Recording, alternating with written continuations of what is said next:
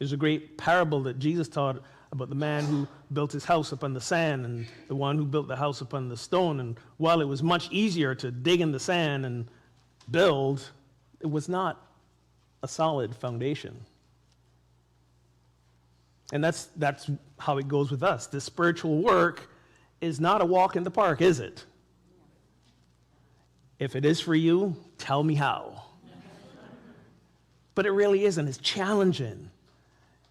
It invites us to be what we never imagined we could be, to let go of things we never thought we would let go of. It challenges us in the face of all that appears before us to say, this is not the ultimate reality. This is the ultimate reality. It invites us to rise above our feelings, which can be challenging. Well, let's call it what it is. It's downright hard. It is hard.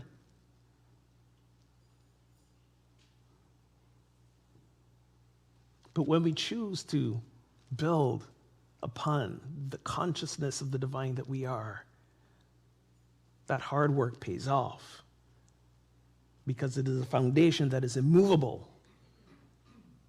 It is a foundation that cannot be shook. And when we do that, so it is with us. We will not be shook from our course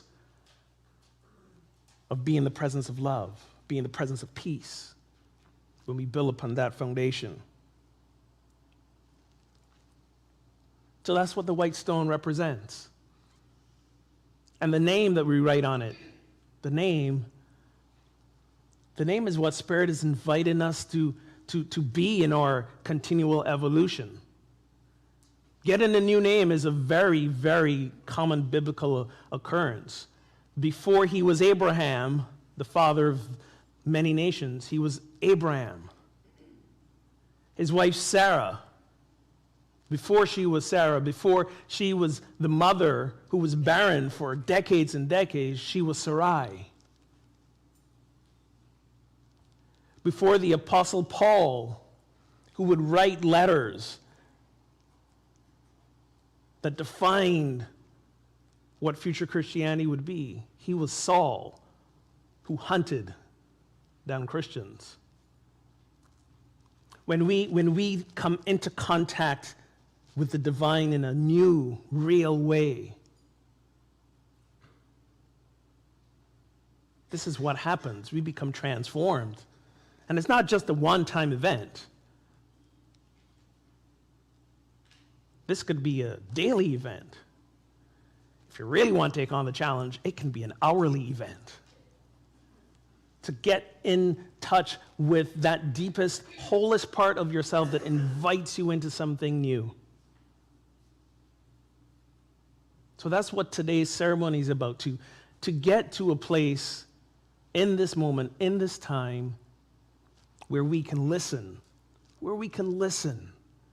to what the deepest, wholest, most divine part of ourselves is asking us to be. Now, I always have to give this disclaimer when we do things like this. You can always say no. You don't have to do this. You don't have to take on this invitation. And if you say no, the world will not stop spinning on its axis. Okay? But if you say no, your world will remain the same, which for some of you may not be what you want it to be. And it might be just fine as it is. And saying yes brings you into a new, higher experience of it. Saying yes is peeling away another layer of our humanness that may be grounded in fear and hesitation and worry and concern and lack. To say yes to the invitation is to peel away just another layer of that.